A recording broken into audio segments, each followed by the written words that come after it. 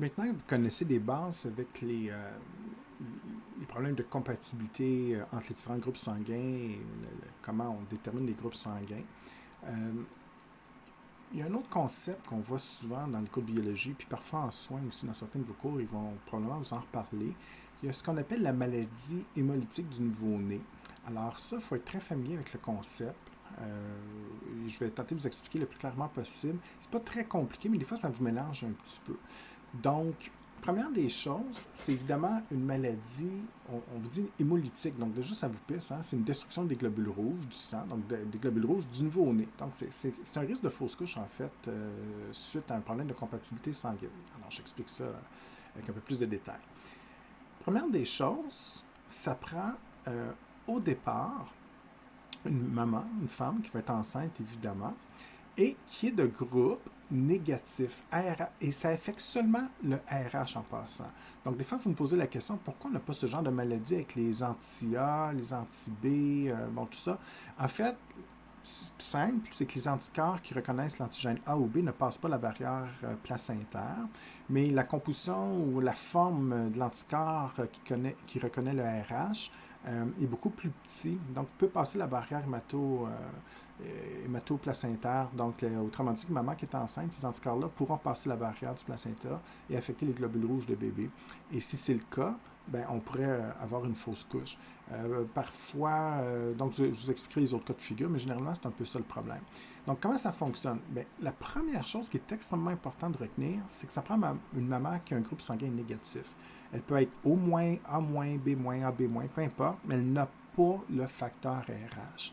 Alors ça, si un jour vous travaillez au CLSC, puis vous passez un questionnaire, puis vous demandez à maman, vous êtes enceinte, c'est le fun, est-ce que maman, votre groupe sanguin, c'est quoi? Mettons, je ne sais pas, vous faites un test, et là, maman vous dit qu'elle est A+, il n'y en a pas de problème. Vous oubliez la maladie hémolytique du nouveau-né, c'est juste impossible.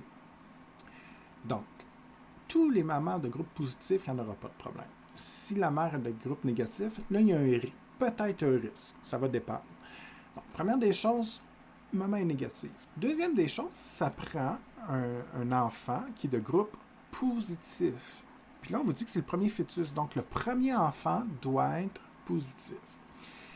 Il peut être O+, A+, B+, peu importe. Mais il doit avoir du RH. Et encore une fois, si son premier enfant est de groupe négatif, exemple, il est A-, il n'y en a pas de problème. Le dossier est réglé pour son premier enfant. Aucun problème. Donc, ça prend vraiment ces deux premières conditions. Une maman qui est négative pour le groupe RH et son bébé doit être positif. Qu'est-ce qui va se passer?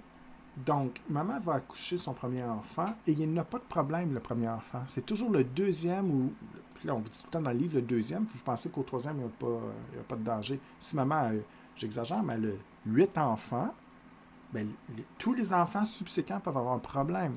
Donc, ce n'est pas nécessairement le numéro 2, c'est les enfants après. Hein? C'est si maman tombe enceinte plusieurs fois par la suite, là, il peut avoir un risque. Donc, à partir du deuxième enfant, qu'est-ce qui se passe? C'est qu'on peut faire des anticorps anti-RH. Qu'est-ce qui s'est passé? Quand maman accouche du premier enfant, donc évidemment, au jour, en fait, pendant l'accouchement, il y a du sang, hein, évidemment. Donc, on peut contaminer maman avec le sang positif. Donc, exemple, si bébé est A+, puis maman, elle est A-, qu'est-ce qui se passe à l'accouchement? Donc, tantôt, je vous disais déjà qu'il peut y avoir des anticorps qui passent la barrière placentaire, mais généralement, c'est surtout à l'accouchement qu'il y a une première contamination. Et qu'est-ce qui va se passer? C'est que le sang A+ du premier enfant, du premier fœtus, vient contaminer maman. Question, toujours la même question que je vous ai expliqué précédemment dans la capsule. Est-ce que le plus, le RH, c'est nouveau pour maman? Bien sûr, elle est de groupe négatif. Donc, elle, quand elle reçoit le RH de son bébé, son premier bébé, elle va faire des anticorps anti-RH. En d'autres mots, c'est son premier enfant qui la contamine. Et c'est pour ça que je vous disais que si bébé avait été A-, il n'y a pas de problème, parce que là, bébé n'a pas de RH, maman n'a pas, elle ne fera pas d'anticorps. Et si vous vous souvenez, des anticorps anti-RH, ça prend 2 expositions parce qu'on n'a pas à la naissance. Donc, maman n'a pas d'anticorps RH, elle. C'est son premier bébé qui la contamine, qui fait en sorte qu'il va développer les anticorps. C'est ce qu'on a illustré ici. Donc, ce qui est en vert ici, c'est les anticorps anti-RH. Si maman n'a pas d'autres enfants, il n'y en a pas de problème. Le problème, c'est que ça tombe enceinte une deuxième fois, une troisième fois. Donc, c'est le deuxième bébé qui est à risque. Et le deuxième bébé, s'il est positif, exemple, s'il est A+, encore une fois, comme son frère ou sa sœur, mais là, c'est dangereux parce que les anticorps, comme je disais précédemment, peuvent passer la barrière placentaire. Les anticorps, exemple, si maman elle est B-, il n'y a pas de problème parce que les anticorps contre le A ne passent pas le placenta, mais les petits anticorps contre le RH, eux autres peuvent passer. Donc, ce qui va arriver, maman a des anti-RH, hein, on l'a vu tantôt. Le premier bébé l'a contaminé, fait qu'elle fait des anti-RH. Et si bébé est positif, ça veut dire qu'il y a du RH, les anticorps vont littéralement cibler et détruire les globules rouges du fœtus, du deuxième fœtus. Et encore une fois, si le bébé était A-, il n'y en a pas de problème, parce que les anticorps anti-RH reconnaissent juste si tu as du RH à la surface. Et c'est ça la maladie hémolytique du nouveau-né, en fait. Donc, si je résume ça, je vais vous le réexpliquer simplement, mais en gros, ça me prend une première. Donc, vous passez un questionnaire, je disais tantôt, vous êtes au CLSC, posez la question, maman, c'est le groupe sanguin, vous êtes A-, B-, là, il y a peut-être un problème possible. Si elle est positive, on oublie ça, mais si elle est négative, peut-être problème. Et deuxième question à demander à maman, bien, est-ce que maman, c'est votre premier ou votre deuxième? Bien, ah non, j'ai déjà un enfant à la maison. Oups, là, ça devient plus problématique, surtout si le premier enfant était signe positif, qu'il y avait du RH. Si maman est de groupe positif, vous ne cassez pas la tête, on arrête les questions. Si le premier bébé est de groupe négatif, bien, en théorie, il ne devrait pas avoir de problème non plus. Donc, si on résume le point, c'est une maman qui n'a pas d'ARH, qui a un premier enfant de groupe sanguin positif. Elle se contamine à l'accouchement par son premier enfant, donc le contact entre les deux types de sang. Maman développe des anticorps anti-RH. Et si un jour elle décide d'avoir un deuxième enfant et que le deuxième fœtus a lui-même du RH, il y a un risque pour le fœtus parce que les anti-RH de maman vont cibler le fœtus. Ça peut conduire à une fausse couche. Hein? La destruction littéralement détruit les globules rouges, donc c'est pas viable évidemment. Si le deuxième bébé est de groupe négatif, normalement ces anticorps-là n'auraient pas d'impact. Maintenant, ça a l'air très grave. Il y a une certaine époque, il y avait plusieurs fausses couches comme ça. Des fois, c'était inexpliqué. Puis, il y a plusieurs causes en passant de fausses couches. Je ne dis pas que c'est toujours la cause, évidemment, mais on perdait plus de bébés que maintenant pour cette cause-là, parce que maintenant, c'est assez simple. On donne des anti-anticorps. Donc, quand on sait que c'est une maman à risque comme ça, puis même, il y a certains endroits qui ont des protocoles déjà qui ne se cassent pas la tête puis qui donnent déjà en prévention des anti-anticorps, si vous voulez, ou des anti-immunoglobulines qu'on appelle, qui viennent déjà neutraliser les anticorps anti-RH. Donc, généralement, ce médicament-là, pendant que maman est enceinte, on vient neutraliser ces anticorps qui ne devraient pas avoir d'effet comme ça sur le deuxième bébé. Donc, d'un point de vue médical, c'est quand même relativement simple à traiter ou à prévenir, en fait, je devrais dire. Mais il faut être quand même capable de m'expliquer en quoi consiste cette maladie hémolytique du nouveau-né et le risque que je viens de vous décrire. Dernière petite chose pour terminer la capsule. Donc, là, je change complètement de sujet. Là, vous allez vous mettre dans la peau d'un technicien de laboratoire, en fait. Alors, la question que je vais résoudre pour la fin de la capsule, c'est si vous ne connaissez pas votre groupe sanguin, le groupe sanguin du patient, comment on fait pour déterminer le groupe sanguin d'un patient? Donc, on fait ce qu'on appelle le test d'agglutination. Okay? Donc, on va travailler dans une cupule, des petits puits en plastique, on va prélever le sang chez le patient et techniquement, on utilise des anticorps commerciaux qui vont reconnaître le A, le B ou le RH. Et ces anticorps, qui se vendent en bouteille, okay? C'est très simple. On va ajouter quelques gouttes d'anticorps dans les échantillons sanguins. On va regarder s'il y a des caillots qui se forment ou pas. Mais l'objectif ici, c'est de déterminer le groupe sanguin. Ce n'est pas de faire une transfusion. Et ça vous mélange énormément parce que depuis le début de la capsule, je vous indique qu'il ne faut pas de caillots parce que c'est dangereux, ça prend une transfusion sanguine compatible et tout. C'est correct pour un infirmier ou une infirmière. Mais si vous êtes un technicien de laboratoire ou si vous êtes un infirmier ou une infirmière qui veut tester le groupe sanguin, ça prend 5 secondes, c'est très simple. Je vais vous montrer l'expérience après, mais c'est très, très simple. Mais là, on change de philosophie. On en veut des caillots. Parce que ce que vous allez faire, vous allez prendre un puits de plastique comme ça, qui a des puits, c'est des trous en fait, 3 trous comme ça. Et si vous provoquez des caillots dans ces puits-là. Vous n'allez pas tuer le patient, vous travaillez sur la table. Il n'y a pas de danger. C'est simplement pour identifier. En fait, on utilise la formation de caillots pour les voir à l'œil. Fait que les globules rouges qui forment des caillots, ça fait comme des petits picots, des petits points, et ça devient très, très facile à identifier. Donc, sans faire d'analyse moléculaire génétique très complexe, en 5 secondes, je suis capable de déterminer le groupe sanguin d'une personne. Tout ce que vous allez faire, c'est que vous allez prendre une goutte de sang de la personne à tester. Vous allez déposer 3 gouttes de sang dans chaque puits. Et chacun des puits, vous allez ajouter un anticorps qu'on achète dans le commerce, dans certaines compagnies qui sont spécialisées dans la fabrication d'anticorps. Et vous allez les ajouter aux échantillons sanguins. Donc, le premier puits, exemple, vous mettez de l'anti-A. Le deuxième puits, vous allez mettre des anticorps anti-B. Et le troisième, vous allez mettre des anti-RH.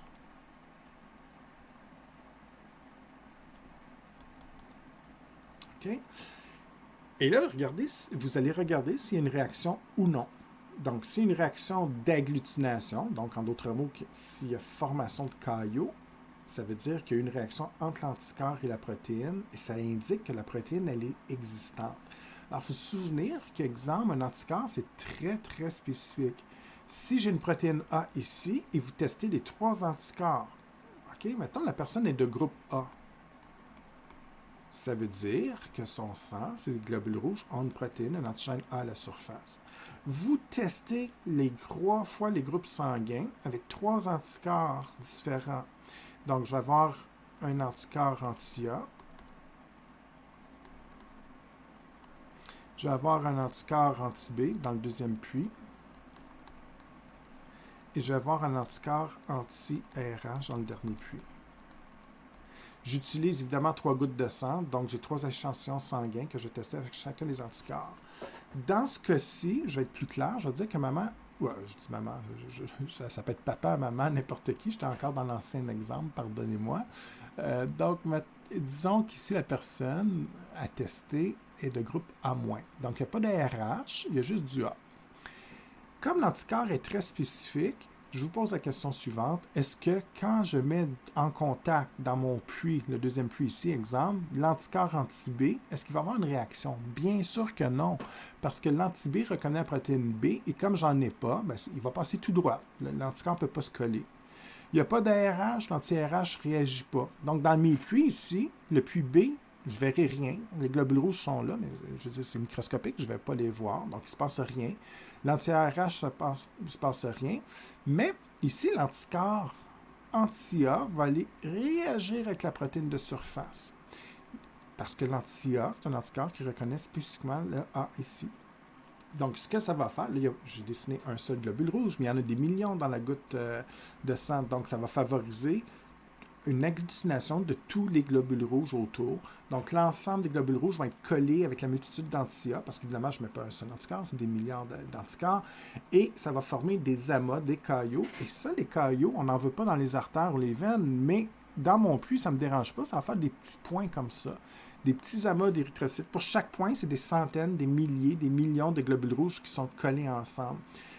Et on utilise cet avantage-là parce que en 5 secondes, je n'ai pas besoin de microscope, pas besoin d'équipement, rien, juste un petit peu de plastique avec les bons anticorps, puis un échantillon sanguin du patient, évidemment. Et à partir de ces 3 gouttes de sang, je suis capable de déterminer rapidement le groupe de la personne. Donc, un résultat comme ça, pas de réaction dans le B, donc il n'y a pas de protéine B, pas de réaction dans la RH, donc il n'y a pas d'ARH, ça veut dire qu'il y a de groupes négatifs. Et si je dis ici que agglutination, ben, ça veut dire que c'est une personne qui est de groupe A négatif. Je donne un autre cas de figure. Exemple, s'il y a une réaction dans le A, une réaction dans le B, puis une réaction dans le RH, les 3 anticorps ont réagi, donc il y a présence des 3 anticorps, ça veut dire que cette personne-là, son groupe sanguin, c'est AB+. Vous êtes capable d'analyser le résultat. C'est ce que je vous demande. Donc, je vous demande, pour terminer cette capsule, d'être capable d'identifier à partir de résultats de laboratoire, comme je viens de faire, le groupe sanguin de la personne. Puis, je vous fais un autre test, très simple. Si dans le puits A, il n'y a pas de réaction, dans le puits B, il n'y a pas de réaction, puis il y en a juste à la fin. Donc, il n'y a pas de A, il n'y a pas de B, donc c'est un groupe O. Mais il y a du RH, on va dire que c'est le groupe O positif. Si les 3 puits sont vides, c'est O négatif. Donc, c'est tout simple que ça. La seule chose qui amène une confusion de mon expérience, c'est que parfois, quand vous apprenez les trucs de compatibilité, vous les mélangez avec les tests d'agglutination. Moi, ce que je vous dis, c'est toujours distinguer l'objectif. Exemple, dans des exercices ou en fait à l'examen, posez-vous toujours la question, qu'est-ce qu'on vous demande? Si je vous mets une mise en situation, puis je vous dis que vous êtes infirmier, infirmière, vous faites une transfusion sanguine, évidemment, quel sang vous allez choisir? Exemple, votre patient est de groupe O positif. Quel sang vous pouvez lui donner? Je donne un choix. Vous choisissez les groupes sanguins compatibles. Mais là, évidemment, vous n'en voulez pas de caillot. Donc, comme je l'ai expliqué en début de capsule, vous appliquez la logique. Est-ce que c'est nouveau? Oui, il y a une réaction, donc je ne donne pas ça. Je vais chercher les groupes sanguins qui ne provoqueront pas de réaction. Par contre, si je vous demande d'identifier le sang de votre patient avec un test d'agglutination, puis voici le résultat, c'est quoi son groupe, et là, c'est différent. Là, vous provoquez artificiellement, vous testez les 3 anticorps, puis vous provoquez artificiellement des réactions pour pouvoir déterminer, justement, c'est quoi le groupe sanguin. Puis dans la vraie vie, les deux sont un peu reliés. Exemple, même si ce n'est pas vous qui ne ferez pas ça dans le cadre de vos fonctions, mais juste pour s'amuser un petit peu. Si on se dit, bon, j'ai un patient Z, puis lui, son groupe sanguin, je ne le connais pas. Bien, première étape, monsieur, je vais vous piquer le doigt, je vais prendre un peu de votre sang, 3 gouttes de sang, je mets les 3 anticorps, je regarde, je détermine selon le résultat ici que cette personne-là, son groupe sanguin est en moins, parce que souvent le patient ne le sait pas, puis dit n'importe quoi. Bon, OK, c'est en moins. Et là, après, en sachant que c'est du A-, quelle transfusion je vais lui donner? Bien, est-ce que, si je vous donne le choix, je peux lui donner du O+, du A+, ou du O-? Bien, dans ce cas-ci, le O+, je ne peux pas en donner, parce que le plus, il y a du RH, il va réagir. Ça veut dire que la personne qui a du A- va réagir contre le RH qui est nouveau. Même chose pour le A+, je ne peux pas y en donner. Oui, il y a le A, mais le plus ici va faire une réaction, ça ne fonctionne pas. Le O-, ça fonctionne. Il n'y a pas de A, il n'y a pas de B, puis il n'y a pas de RH. Ça fonctionne. A-, bien sûr, aurait fonctionné également. OK? Donc, c'est 2 questions différentes. Il faut toujours séparer ça. Le test d'identification pour connaître le groupe sanguin, puis une fois qu'on le connaît, quel sang est compatible. Donc, en fait, il y a comme 3 concepts que je vous ai expliqués maintenant dans la capsule que vous allez étudier à tête reposée. Comme je viens de dire, les tests de compatibilité, puis comprendre c'est quoi les groupes sanguins, qui est compatible et tout ça. Le test d'identification qu'on vient de faire. Et bien sûr, la maladie immunologique du nouveau-né. C'est comme 3 concepts différents. Donc, je vous demande d'être à l'aise.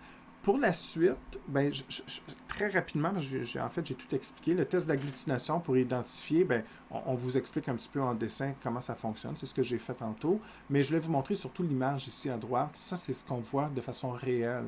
Donc, quand il n'y a pas de réaction, pas d'agglutination, exemple avec l'anti-B ici, le patient, exemple 309, l'anti-B ne réagit pas. Donc, il n'y en a pas d'antigène B. Mais quand on voit les globules rouges qui font des caillots comme ça, on voit que c'est très, très visible. Exemple, quand je donne de l'anti-A, là, il y a caillot, donc ici, il y a du A, c'est clair. Il n'y a pas de B. Est-ce qu'il y a du RH? Bien, quand je mets l'anti-RH ou l'anti-D, on voit qu'il y a réaction. Donc, lui, ici, c'est un A+, évidemment. Donc, c'est la même chose, sauf que je voulais vous montrer une vraie image avec les vrais globules rouges pour que vous ayez une idée de la réalité. Donc voilà, ça termine cette capsule. C'est pas très compliqué, mais ça peut être mélangeant. Donc ce que je vous demande, c'est vraiment de revoir cette capsule-là tranquillement, d'étudier ça. Faites-vous les petits exercices. Est-ce que c'est compatible ou non? Si jamais ça accroche, il n'y a aucun problème. Vous me posez vos questions et je vais les résoudre par Mio, comme d'habitude. Et bien, sinon, tout est beau pour moi. Alors, je vous souhaite une bonne étude et on se revoit dans une prochaine capsule.